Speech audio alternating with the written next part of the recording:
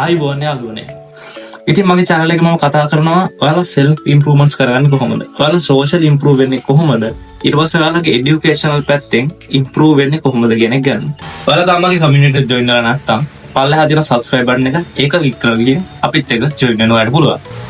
හරි යාළුවනේ මම අද ඔයාලත් එක්ක කතා කරන්න බලාපොරොත්තු වෙන්නේ කොහොමද ඔයාලා exam එකකට පාඩම් කරන් තියෙන නින්ද control කරගන්නේ කියන එක ගැන.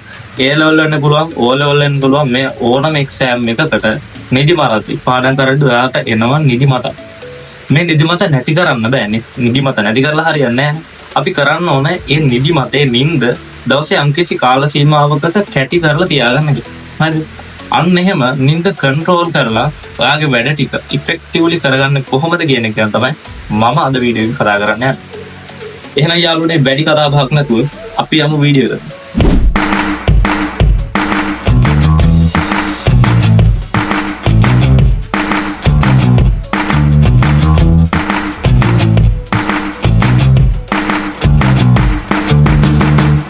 හරි මුලින්ම කියන්න ඕනේදී තමයි ඔයාලට පාඩම් කරද්දී නිදිමත එන වෙලාවක් තියෙනවා. අන්නේ වෙලාව මොකක්ද කියලා අඳුර ගන්න ඕන. සාමාන්‍යයෙන් මම නම් පාඩම් කරද්දී මට සාමාන්‍යයෙන් රෑ 7 විතර වෙනකොට නිදිමතක් එනවා. අන්නේ නිදිමත නවත්ත ගන්න බෑ. ඒකින්ද මම කරපු දේ තමයි අන්නේ නිදිමත එන වෙලාවට මගේ නිින්ද සෙට් කරගත්තා. ඒ කියන්නේ මම 7 ඉඳන් 10 විතර වෙනකම් පැය 3ක් විතර නිදා ගන්නවා. හරිද? මම නිදාගන්න දවසට සාමාන්‍යයෙන් ඒතකොට පැය 6ක් 5ක් වගේ. එතකොට පැය 3ක් ඒ වෙලාවෙ නිදාගෙන 10ට විතර නැගිටිනවා. අන්න එතකොට 10ට නැගිටලා පොඩි වොෂ් එකක් දාගෙන හෙන ෆ්‍රෙෂ් පිට වැඩ පටන් ගන්නවා. අන්න එහෙම අර Tamanට නිදිමත එන වෙලාවෙ නිදාගත්තාම අපිට නිදිමත පොඩ්ඩක් කන්ට්‍රෝල් කරගන්න පුළුවන්. අන්න එහෙම මම නිදිමත එන වෙලාවෙ නිදාගත්තාම දවසේ අනිත් වෙලාවෙ නිදිමත එන්නේ නැහැ. ආයෙ නිදිමත එනවා නම් එන්නේ සාමාන්‍ය උදේ 5ට විතර. එතකොට මම උදේ 5 විතර යනකම් වැඩ කරනවා. වැඩ කරලා ආයෙ පැය 3ක් හෝ පැය 2ක් නිදාගෙන තමයි නැගිටින්නේ ආයෙමත් උදේට. ඒ විදිහට තමයි මම නිදිමත එන වෙලාව අඳුරගෙන අන්නේ වෙලාවට නිදාගත්තා. මෙන්න මේ විදිහට Tamanට කාලයක් තිස්සේ වැඩ කරද්දී නිදිමත එන වෙලාව අඳුරගෙන අන්න ඒ වෙලාවේ Tamanගේ නිින්ද සෙට් කරගත්තාම අපිට නිදිමත ටිකක් කන්ට්‍රෝල් කරගන්න පුළුවන්. අනිත් ක්‍රමය තමයි ඔයා රැයට පාඩම් කරන කෙනෙක්ද? එහෙනම් ඔයාට පුළුවන් හවසට පොඩි නැප් එකක් දාන්න. සාමාන්‍යයෙන් විනාඩි 45ක හෝ Tamanට වෙලාවක් තියෙනවා නම් පැයකමාරක් විතර අවුලක් නැහැ. හරිද? අන්න ඒ විදිහට හවසට පොඩි නිින්දක් ගත්තට පස්සේ ඊළඟ දවසේ ඊළඟ ඉතුරු කාලය ටික ඉතාමත් සුපිරියට ගැම්මෙන් වැඩ කරන්න පුළුවන්. අර නිකන් ෆ්‍රෙෂ් වෙනවා. අන්න එහෙම වුණාමත් නිදිමත අඩු වෙලා යනවා. අනිත් දේ තමයි ඔයා උදේට වැඩ කරන කෙනෙක් නම් ඔයාට පුළුවන් රෑ කාලයේදී හොඳ නිින්දක් දාන්න පැය 6ක විතර. අන්න එතකොටත් ඔයාට මුළු උදේ දවල් කාලය පුරාවම සුපිරියට ගැම්මෙන් වැඩ කරගන්න පුළුවන්. එතකොට මම දැන් ක්‍රම 3ක් කිව්වා. එකක් තමයි නිදිමත හැදෙන වෙලාවක් තියෙනවා. අන්නේ වෙලාව හඳුර ගන්න, ඒ වෙලාවට නිදා ගන්න. එතකොට ඔයා දෛනිකව ඒ වෙලාවට පුරුදු වුණාම ඔයාට නිදිමත එන්නේත් ඒ වෙලාවට. එතකොට ඔයාට දවසේ අනිත් වෙලාවල් වලට නිදිමත එන එකක් නැහැ. දෙවෙනි ක්‍රමය තමයි ඔයාට පුළුවන් හවසට පොඩි නිින්දක් පැය විනාඩි 45ක ඔයාට වෙලාව තියෙනවා නම් පැයක විතර පැයකමාරක විතර අවුලක් නැහැ. ඒක තමයි දෙවෙනි ක්‍රමය. හවසට පොඩි නිින්දක් ගන්න. තුන්වෙනි ක්‍රමය තමයි ඔයා උදේට වැඩ කරන කෙනෙක් නම් ඔයාට පුළුවන් ඔයාට ප්‍රමාණවත් නිින්දක් රාත්‍රී කාලේ පුරාවටම ගන්න. එතකොට ආයි දවල් උදේ නිදිමතක් කෙන එකක් නැහැ. හොඳ නිින්දක් ගන්න රැයට. හරි ඊළඟට අපි කතා කරමු තව මොන වගේ දේවල්ද අපිට කරන්න පුළුවන් මෙන්න මේ නිදිමත කන්ට්‍රෝල් කරගන්න කියලා. දැන් කියන්න ඕන දේ තමයි ඔයා රැයට පාඩම් කරන කෙනෙක් වුණත් උදේට පාඩම් කරන කෙනෙක් වුණත් ඔයා නිදාගෙන නැගිට ගමන් ඔයා එහෙම වැඩ කරන්න යන්න එපා. අපි හිතමු රැට නිදාගෙන නැගිට කියලා. එහෙම නැත්නම් දවල් වෙලාවක නැත්නම් හවස පොඩ්ඩක් නිදාගෙන නැගිට කියලා. එහෙම වැඩ කරන්න යන්න එපා. පොඩ්ඩක් ඇඟපත හොදලා පොඩ්ඩක් ෆ්‍රෙෂ් වෙලා තේ එකක් එහෙම අරගෙන ආතල් එකේ වැඩේට බහින්න. එහෙම ෆ්‍රෙෂ් පිට වැඩේට වැස්සාම තේ එකක් එහෙම අරගෙන පොඩ්ඩක් පිකප් පිට වැඩේට වැස්සාම තමයි වැඩේ ආසාවෙන් කරන්න පුළුවන්. නැත්නම් ටික දවසක් පාඩම් කරගෙන යනකොට එපා වෙනවා. එහෙම නැතුව අර විදිහට පොඩ්ඩක් ආසාවෙන් ගැම්මෙන් වැඩ කරන්න පුළුවන් වෙන්න නම් ෆ්‍රෙෂ් පිට වැඩේට බහින්න ඕන. ඒකින්ද පොඩ්ඩක් ඇඟපත හොදගෙන පොඩ්ඩක් පිරිසිදු වෙලා ගේමට බහින්න.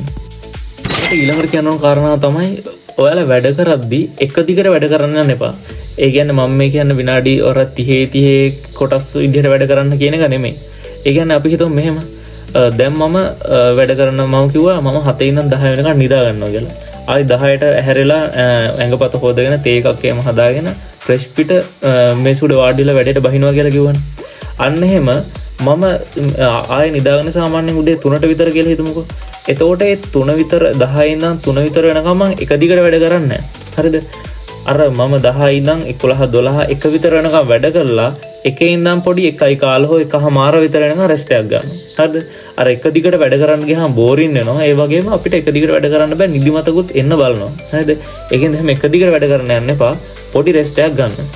එහෙම රෙස්ට් එකක් ගන්න වෙලාවෙත් කරන්න ඕන දේවල් ටිකක් තියෙනවා.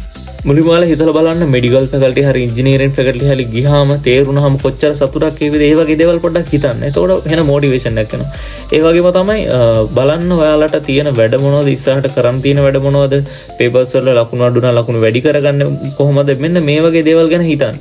ඊට පස්සේ නැත්තම් කොහොමද ඔයාලා දැන් හොඳ රිසල්ට් එකක් දාලා ඉවර වෙලා කොහොමද ඔයාලා නිකන් සතුටෙන් අභිමාණයෙන් ඉන්නේ කියන එක ගැන හිතලා අර ඒ සතුට විඳින්න. අන්න එතකොට එනවා වෙන මොටිවේෂන් එක, ලොකු මොටිවේෂන් එකක් එනවා. අන්න ඒ මොටිවේෂන් එකකින් ඉඳ ඔයා වැඩ කරන කාලය පුරාවටම ඔයාට නිදිමතක් එන එකක් නෑ අනිවාර්යයෙන්ම. තවත් කරන්න ඕන වැදගත්ම දෙයක් තමයි හොඳට වතුර බොන්න ඕන. වතුර බෝතලයක් ළඟින් තියාගෙන ඒක නිතර පුරව වතුර හොඳට බොන්න. එතකොට සෛල වලට වතුර හොඳට ගිහිල්ලා ඇඟ ප්‍රබෝධමත් වෙනවා. ඇඟ ෆ්‍රෙෂ් වෙනවා. අපේ කොහොමත් අපේ ඇඟට ගොඩක් වතුර ඕනනේ. විශේෂයෙන්ම නිදිමරද්දී අනිවාර්යෙන්ම වතුර ගොඩක් මේ පාවිච්චි කරන්න ඕන. එතකොට තමයි ඇඟ නිරෝගීව තියෙන්නේ. හරිද? ඇඟ හොඳට ෆ්‍රෙෂ් පිට නිරෝගීව ගැම්මෙන් වැඩ කරගෙන යන්න නම් අනිවාර්යෙන් වතුර බෝතලයක් ළඟ තියාගෙන නිතරම වතුර බොන්න. හොඳට වතුර බොන්න. එතකොට මතකෙත් වැඩි වෙනවා, ඔයාගේ නිදිමතත් ටික අඩු වෙලා යනවා. හරි, ඊළඟ දේ තමයි ඔයාලා වැඩ ප්ලෑන් කරද්දි මම වැඩ ප්ලෑන් කරන හැටි ගැන වීඩියෝ දෙකක්ම කලින් කරා. ඔයාලට මේ ස්ටඩි ප්ලේලිස්ට් එකට ගිහිල්ලා ඒ වීඩියෝස් දෙකත් බලන්න ඔයාලා බැලුවේ නැත්නම්. එතකොට මම කියන්නේ ඔයාලා දැන් රැට වැඩ ප්ලෑන් කරනවානේ. අන්නේ වැඩ ප්ලෑන් කරද්දි වැඩ ෂෆල් කරන්න. ඒ කියන්නේ ඔයාලට තියෙන සබ්ජෙක්ට් 3ටම අදාළ වැඩ දාගන්න. මම මේ කියන්නේ විනාඩි 5ක් එක වැඩක් කරනවා, තව විනාඩි 5ක් තව වැඩක් කරනවා කරන්න කියලා නෙමෙයි. සාමාන්‍යයෙන් එක දිගට පැය 3-4ක් විතර එක වැඩක්. තව පැය 3-4ක් විතර තව වැඩක්. එහෙම අර වැඩ කවල මේ කරන්න. එතකොට අර තියෙන ඒකාකාරී ගතිය නැති වෙලා පොඩි අර මයින්ඩ් එක වෙනස් වෙනවානේ. අනේ මයින්ඩ් එක වෙනස් වෙන්න අර ඔයාගේ නිදිමත ගතිය, කම්මැලි ගතිය නැති වෙලා යනවා. නැත්තම් එකම වැඩේ එක දිගට කරගෙන යද්දි මොකද්ද වෙන්නේ? කම්මැලි ගතියක් එනවා, නිදිමතක් එනවා. ඒත් එක්කම අර වැඩේ තියෙන කාර්යක්ෂමතාවය අඩු වෙනවා. ඒකින් ඔයා කරන්න ඕන දේ තමයි ඔයා වැඩ බෙදද්දි, වැඩ ප්ලෑන් කරද්දි වැඩ ෂෆල් වෙන විදියට, වැඩ මික්ස් වෙන විදියට සබ්ජෙක්ට් ඔක්කොටම අදාළව ඔයාට පුළුවන් තරම් සබ්ජෙක්ට් ප්‍රමාණයකට අදාළව වැඩ දාගන්න. හරිද? ඒ වගේම තමයි වැඩ කරද්දි ගේමෙන්ම ඉන්න. මම මේ කොහොම හරි එක්සෑම් එක ගොඩ දාගන්නවා. මම ආයි මේක කරලාම තමයි පස්සේ බලන්නේ කියලා ගේමෙන් ඉන්න. අන්න එහෙම අර ඔළුවේ මයින්ඩ් එකේ තියෙනකොට මම මේක කොහොම හරි කරනවා කියලා තියෙනකොට අර තියෙන කම්මැලි ගතිය නැති වෙලා යනවා. හරිද? අර නිදිමත ගතිය, අලස ගතිය නැති වෙලා ගිහිල්ලා හොඳ ෆිට් එකක් ඇඟට එනවා. අන්නේ ෆිට් එකකින් සුපිරියට වැඩ ටික කරගන්න පුළුවන්. හරි, දැන් මම ඔයාලට මුලින්ම කිව්වා ඔයාලට නිදිමත හැදෙන වෙලාව අඳුර ගන්න. එහෙම නැත්නම් හවස් වෙලාවට ඔයාලට නිින්දක් ගන්න පුළුවන් නම් පොඩි නැප් එකක් දාගන්න. දෙවෙනි කාරණාව විදිහට මම කිව්වේ වැඩ කරන්න පටන් ගන්න කලින් හොඳට ඇඟපත හොදලා ෆ්‍රෙෂ් වෙලා තේ එකක් එහෙම අරගෙන ගැම්මට වැඩේට වහින්න කියලා. ඒ කියන්නේ ඔයා නිදාගෙන නැගිටලා වෙන්න පුළුවන්. එහෙම නැත්නම් උදේ පාන්දර වෙන්න පුළුවන්. කොහොම හරි ෆ්‍රෙෂ් පිට ගැම්මට වැඩේ වහින්න කියලා තමයි මම කිව්වේ. තුන්වෙනිට කිව්ව කාරණේ තමයි වැඩ කරද්දි එක දිගටම වැඩ කරගෙන යන්න එපා. මැදදී පොඩි බ්‍රේක් එකක් අරගෙන ඒ බ්‍රේක් එකේ පොඩි මොටිවේෂන් එකක් එහෙම එන විදිහේ වැඩක් කරලා පොඩ පිකප් එකක් එහෙම අරගෙන මැද පොඩි බ්‍රේක් එකක් ගන්න කියලා කිව්වා. එතකොට හතරවෙනි කාරණේ විදිහට කිව්වේ හොඳට වතුර බොන්න. වතුර බිව්වම ඇඟට ප්‍රබෝධයක්, ෆ්‍රෙෂ් බවක්, සෛල වතුර වලින් පිරීලා හොඳට ඇඟට ගැම්මක් එනවා. අන්නේම හොඳට වතුර බොන්න කියලා තමයි මම හතරවෙනියට කිව්වේ. ඊට පස්සේ මම අන්තිමට කිව්වේ පස්වෙනි කාරණේ විදිහට කිව්වේ හැමතිස්සෙම ගේමෙන් ඉන්න. ඒ වගේම තමයි ඒකාකාරී විදිහට වැඩ කරන්න යන්න එපා. වැඩ ෂෆල් කරලා, වැඩ මික්ස් කරලා ඒක නිකන් ලස්සන අර ආතල් එකේ කරන්න පුළුවන් වැඩක් බවට පත් කරගන්න. අන්න එහෙම සතුටින් ලස්සනට වැඩ ටික කරගෙන ප්ලෑනක් ඇතුව.